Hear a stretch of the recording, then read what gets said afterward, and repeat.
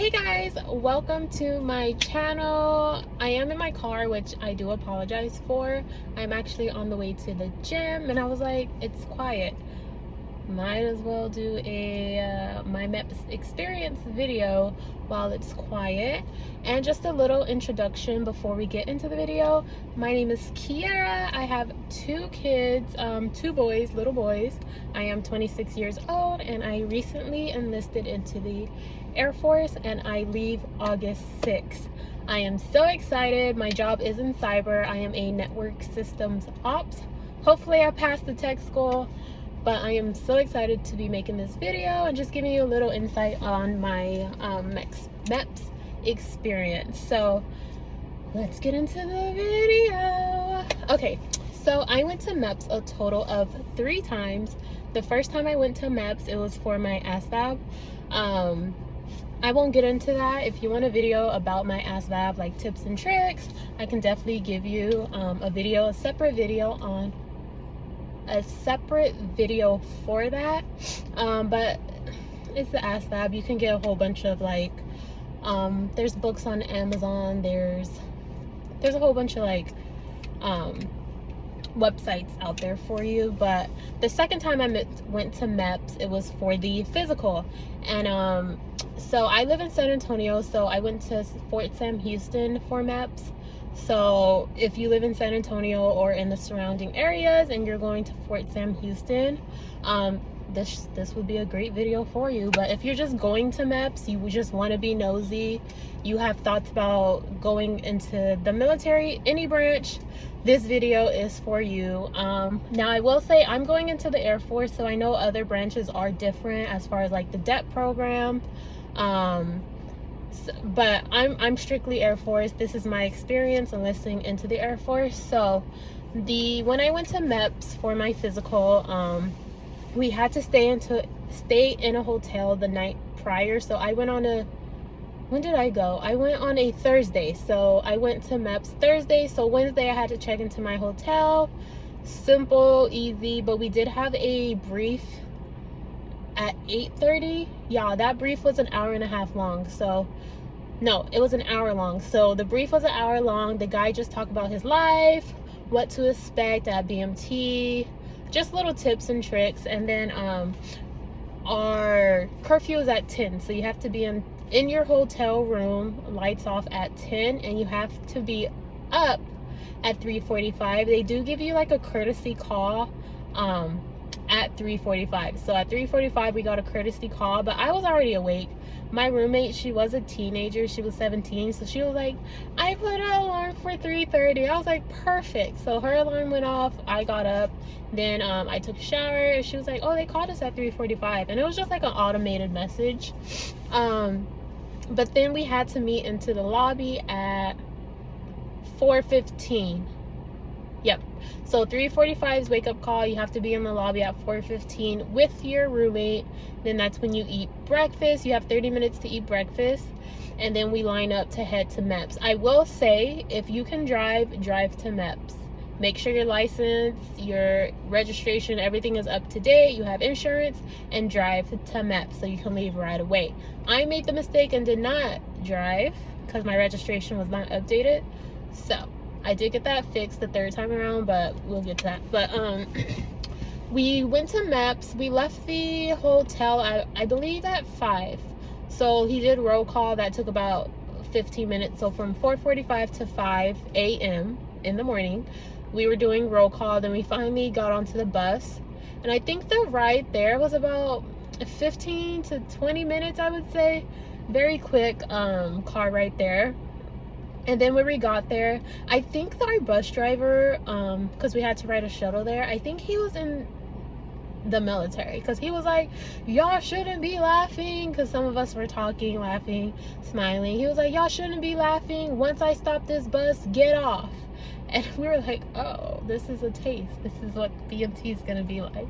So he was like, once we get off the bus, no, once I stop this bus, you're gonna get off the bus and line up. And he opened up the doors, we got off the bus, we lined up at attention facing a wall.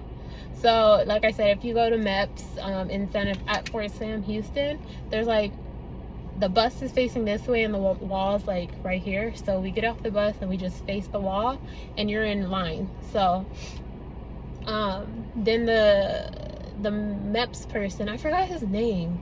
He was in the military. He was in the Marines. Marines or in the Marines? No, in the Army. I think he was an Army guy. I just don't remember his name though. But he was just like briefing us on how Meps is gonna go.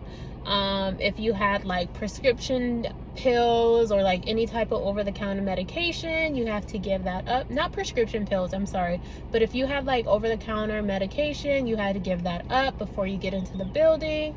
Any weapons, mace, anything like that, you had to give that up. Any body piercings, take that out. Anything that's in your hands, put them in your backpack. So that's just a little like, do that, okay? It's just a little tip, okay? Pay attention and listen. Meps was so simple, but if you don't listen, you're getting sent to the back of the line, or they're just gonna yell at you. They didn't really yell at my Meps. San Antonio is so chill as it is, so my Meps was so chill, but they did send you to the back of the line. So after that happened, they finally let us go through the door so we could go into the go through the metal detector.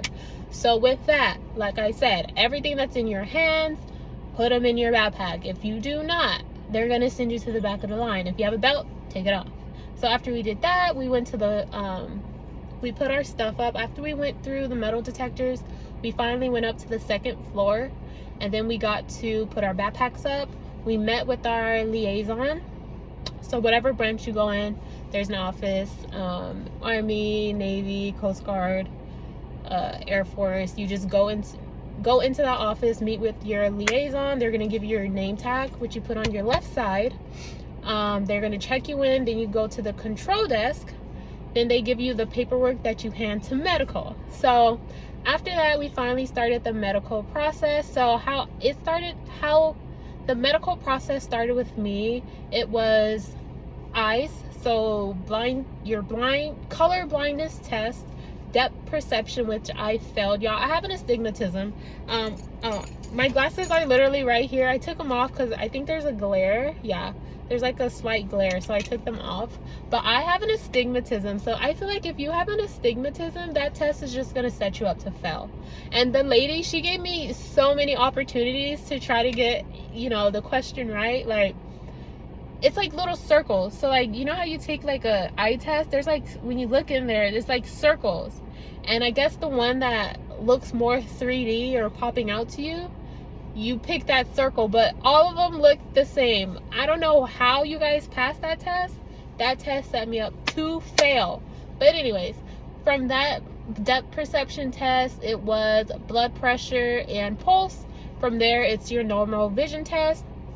Then from there, the next section was my audio test. So they take you into this room, and it's almost like a soundproof.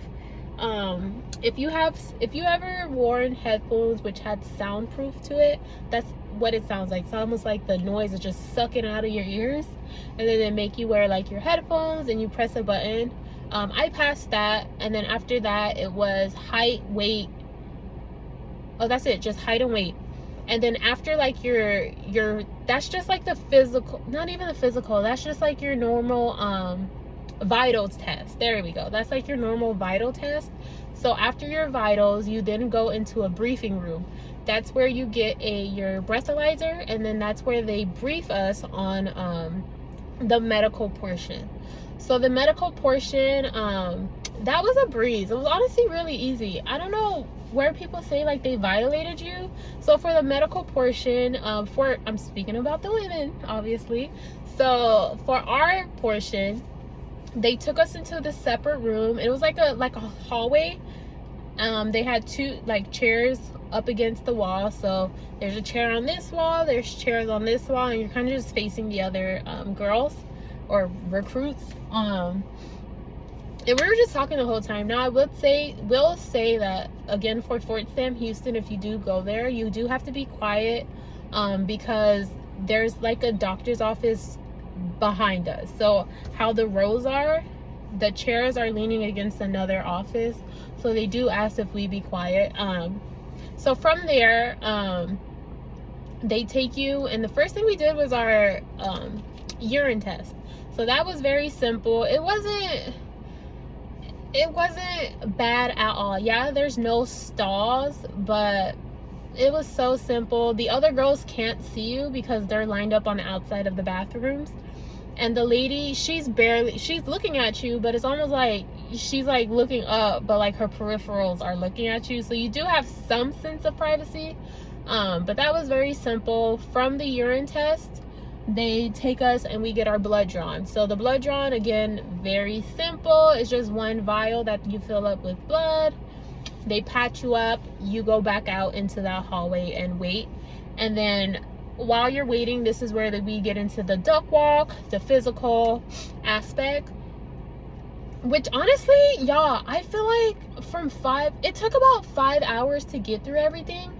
As far as the medical aspect, it was fairly quick, but I feel like it took a little longer for me because we'll get into that. But anyways, from the what was I talking about? You see, this is so bad. Oh yeah. From while you're waiting, they're gonna call you in, and they call you in from the rows. So I think it's in a group of about 5 girls. You're gonna strip. You still have your bra and underwear on. You're gonna strip from your clothing, including your socks, and then that's where they're gonna do like a mobility test, which includes the duck walk. So they're gonna have you put your arms out in front. They're gonna push down on it, arms out to the side, push down.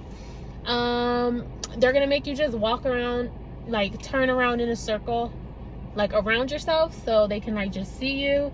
They make you walk on your heels. Yep, walk on your heels to and from them. And then they're gonna make you walk on your toes to and from them. And it's like 10 feet. 1, 2, 3, 4, 5, 6, 7, 8, 9, 10. 1, 2, 3, 4, 5, 6, 7, 8, 9, 10. So, and there's 2 doctors who are watching you, and those are the 2 doctors who are going to do your physical and determine if you pass or not.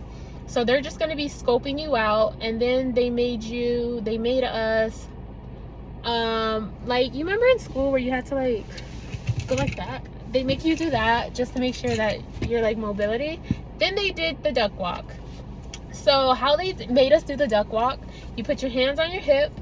You almost, if you work out in the gym and you know what sumo squats are, that's almost like how your stance is. Like feet shoulder width apart, even more. Feet like far apart, your feet are far apart, and then you turn your you turn your feet outwards and you squat all the way down and you walk heel toe.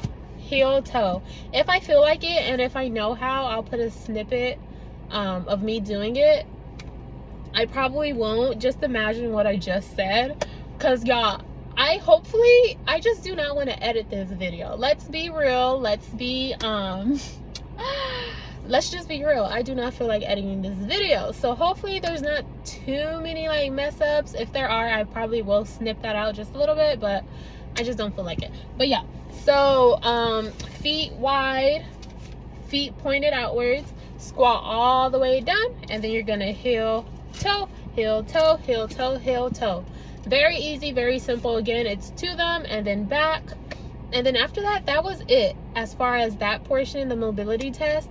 After everyone did their test, then we get called in twos. So I went first because my last name my last name begins with A. So I went first, and another girl, and it's all, you get pulled back into a curtain, and then they do your test. So what she did, she checked my ears, and this part did take a little longer. As far as like I stated, my medical portion did take longer because I did need to get my ears cleaned.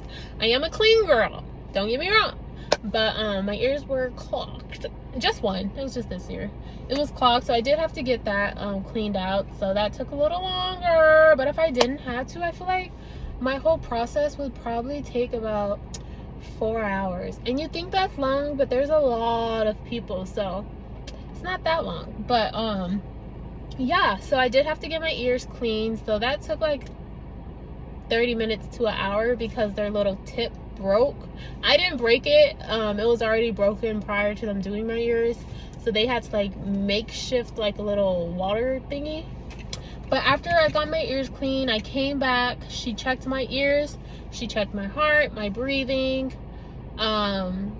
She checked. Now this is the part where people are like, they violated me. But if you have kids or you've had a pap smear, this is no type of violation at all. So she made me lay down, butterfly position. If you had a Brazilian wax, it's just where your feet are together and your legs are down apart. And she literally just said, move your underwear just like a little bit so she could just make sure I'm born female. So I moved a little bit. She was like, okay, that's good. She did not check my butthole at all. She did check. Now I will say she made me like pull down my underwear a little bit, but she like checked the top. Do you know how like a plumber's crack? She literally just checked that portion. And then after that, she just made me like get off the table that we're sitting on. Not the table, the well, I guess it is like a little table, like the doctors, you know how you sit on that little bed chair thing? That's what it was. Then she made me get off, and then she checked my like spine. If you were an athlete growing up in school, it's just like the scoliosis test. So that's just what she did.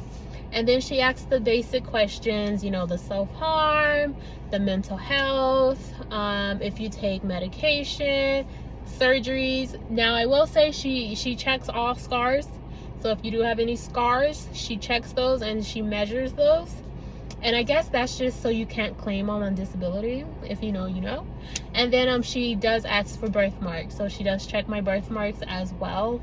And y'all, when I say she checks for scars, there's this little scar, I think right here or above my eyebrow. Y'all, that happened when I was like 4. She said, what happened there? I was like, oh, I don't even remember. I was so young when that happened. And I just told her, I had like a little glimpse of what happened, but I totally forgot that scar was there. So they're checking. They are checking. But yeah, that was the end of my medical. She was like, from there, you passed. And I was like, oh, easy breezy, lemon squeezy. This is where, after I passed the test, it was about 10 o'clock. Yep. It was about 10 o'clock when I passed. I went back to my liaison. And this is where everything just fell apart. I'm just being dramatic, but this is where I couldn't sign my contract because of my hand tattoo. And if you want to see my hand tattoo, y'all, this little ass thing, this thing caused a uproar. Like the sergeant who was in the liaison office was like, we've been waiting on you. I was like, oh, for real? Like, this tattoo like caused some stress. When I tell you the sergeant called his commander, it was like back and forth, like, okay, we'll let you sign. No, we can't let you sign. Like my recruiter, she was like, okay, yeah, it's not an inch. So if you have a hand tattoo, it cannot be past the inch, you know, height or width. So clearly width wise is not passing an inch, but height wise it was like an inch and a quarter, an inch and a half, one of those. And I was like, bro, like it's a line. Even one of the other I don't know if he was a sergeant, I don't want to mistake him, but one of the other airmen in there, he was like, it's literally a line. And I was like, it's a line, like, are you serious? But he was like, he called me in the office about 4 times. One, I texted my recruiter and I was like, hey, I don't think they're gonna let me sign my contract. And so she called him. I had to wait outside the office. He called me back. He measured it. Okay, he measured it, took a picture. I had to go out and he sent it to his commander. Then he called me again and he was like, unfortunately we can't let you sign today due to you have to get a waiver.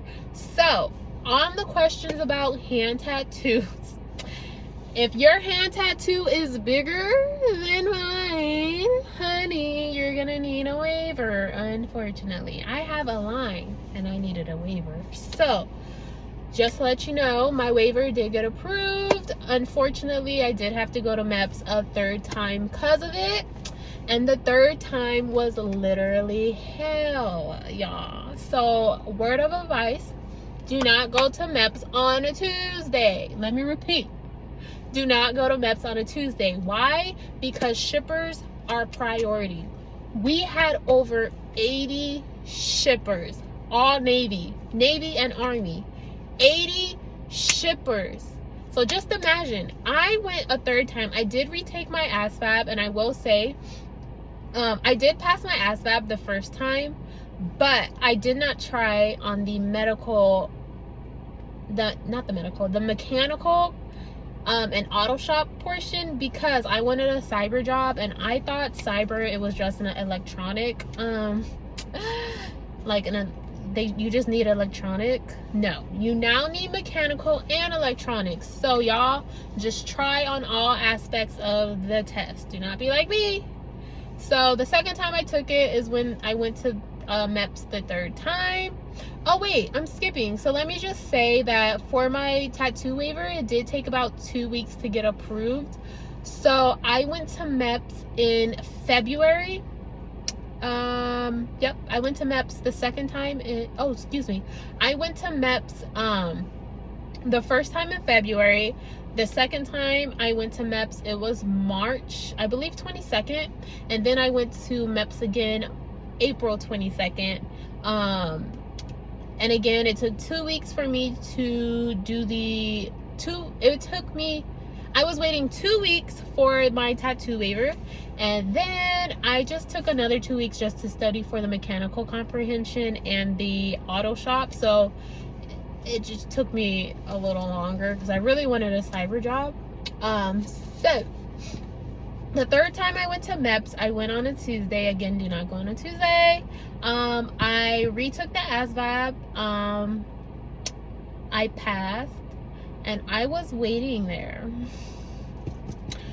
for anything. I was just waiting. So I finished the ASVAB at 9. I didn't sign anything until 1 o'clock p.m. So 9, 10, 11, 12, 1. 4 hours I was literally just sitting there. Do not go to Meps on a Tuesday. For 4 hours I was just sitting there. I finally got to phase 1, and phase 1 is where they do your fingerprints. So they do your fingerprints and the signing of, like, I guess it was signing of you sign your contract like 4 times there. So I signed a contract. They're just letting me know that, well, I don't think I can tell you that.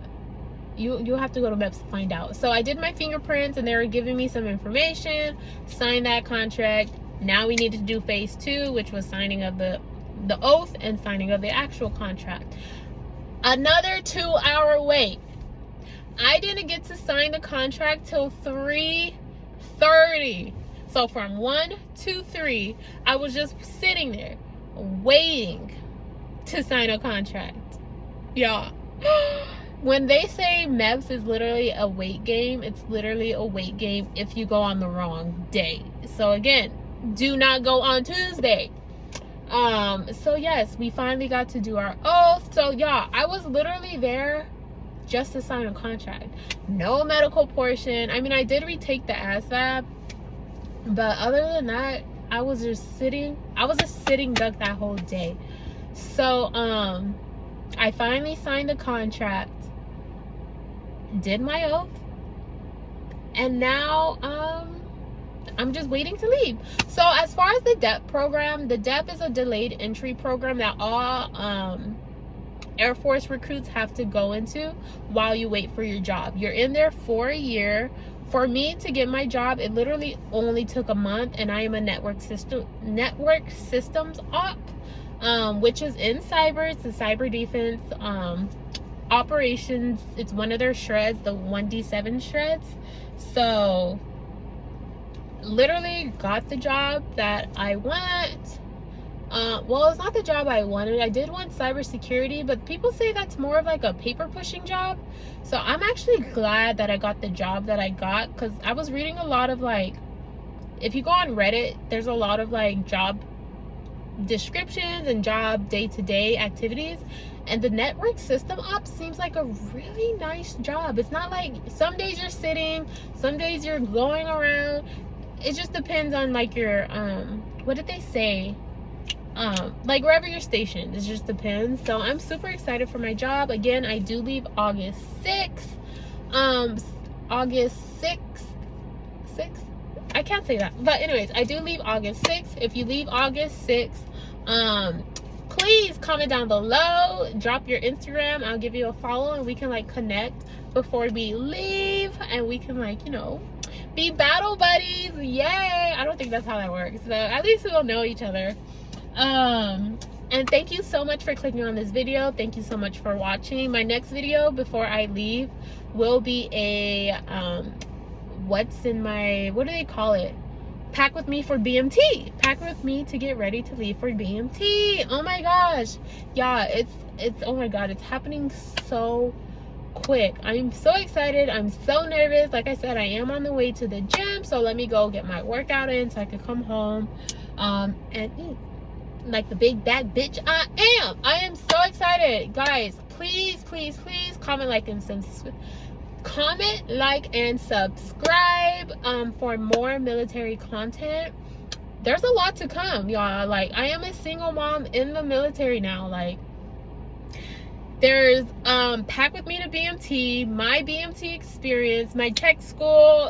There's so many video ideas I have in store. So if you are down and want to see and are, I don't know, just want to support me, subscribe, and I'll see you in the next video. Bye, y'all.